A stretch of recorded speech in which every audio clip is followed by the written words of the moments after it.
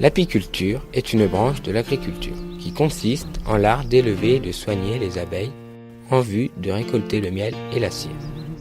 Toute l'année, l'apiculteur entretient son rucher pour récolter la saison venue le fruit du travail de la ruche.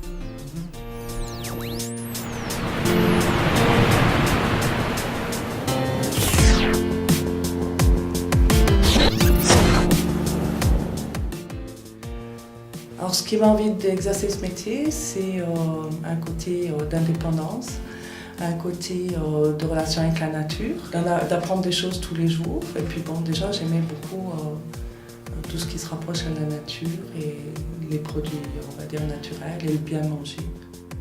Il faut en vouloir, il ne faut pas se décourager des expériences au fur et à mesure qui peuvent être un peu décevantes parce qu'on travaille avec la nature, on fait de notre mieux. Il faut aussi avoir beaucoup de résistance, que ce soit à la chaleur ou au portage de poids, aux manipulations répétées. Une housse, par exemple, ça pèse 17 kg.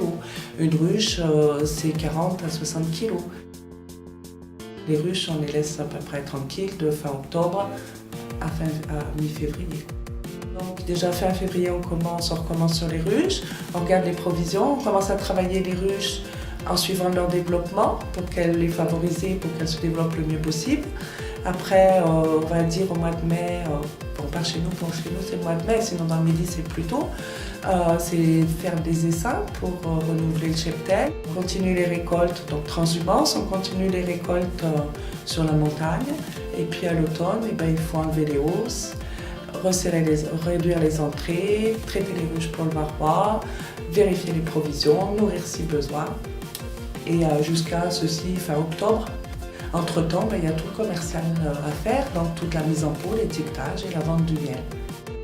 Pour faire apiculteur, moi j'ai passé un BEP. Tous les jours, on apprend, c'est très important d'avoir de l'échange avec des collègues, d'échanger des observations, que ce soit sur les abeilles, sur la flore, sur la nature, sur les fleurs environnantes et les différentes mielées. Et puis, dans le travail commercial, on apprend des choses tous les jours, c'est ce qui est intéressant. On s'inquiète beaucoup du devenir de l'abeille, parce que c'est vrai que c'est très inquiétant, on a l'impression de tirer le roche sur lequel on est assis. Et de plus en plus, on essaye de travailler en montagne avec le moins de pesticides possible. On a de moins en moins de fleurs qui arrivent à maturité, qui se ressèment dans les prés. Donc on a moins de fleurs sauvages, on va dire, qui nous permettent de faire du miel et qui permettent aux abeilles de se nourrir et de travailler.